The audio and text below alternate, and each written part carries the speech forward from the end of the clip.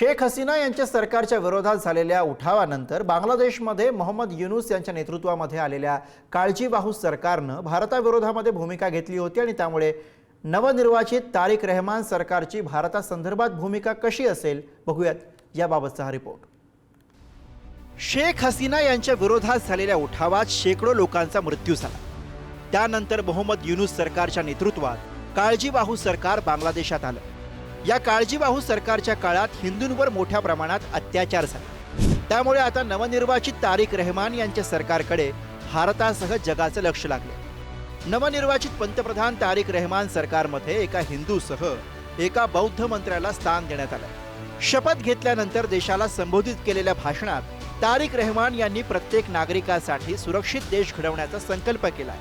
बांगलादेश प्रत्येक नागरिकासाठी सुरक्षित करायचा आहे, मग तो मुस्लिम असो, हिंदू असो, बौद्ध असो किंवा ख्रिश्चन असो। हा देश सर्वांचा आहे। कायद्याचं राज्य ही लोकशाहीची खरी ताकद आहे आणि सरकार या दिशेने ठोस पावलं उचलेल। यामुळेच तारिक रहमान हे बांगलादेशातल्या हिंदूंसाठी आश्वासक चेहरा म्हणून समोर येत आहे। पदच्युत पंतप्रधान शेख हसीना यांना भारतानं आश्रय दिल्यानं बांगलादेश आणि भारताचे संबंध तणावपूर्ण झाले। युनूस सरकारच्या काळात भारत आणि बांगलादेशचे संबंध अधिक ताणले गेले।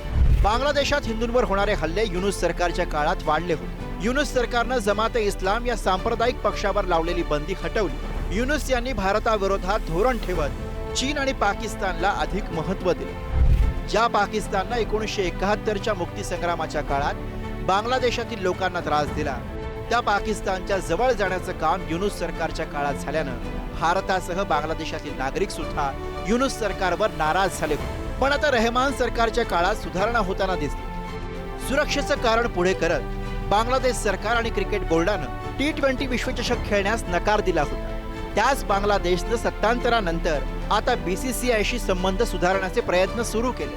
बांगलादेश क्रिकेट बोर्डाचे अध्यक्ष इस्लाम बुलबुल राजीनामा देऊन ते ऑस्ट्रेलियात निघून गेले। त्यानंतर आता बांगलादेशच्या क्रीडा मंत्र्यांनी भारतासोबत संबंध सुधारण्यास सुरुवात केली। ब्युरो रिपोर्ट, पुढारी न्यूज, दिल्ली।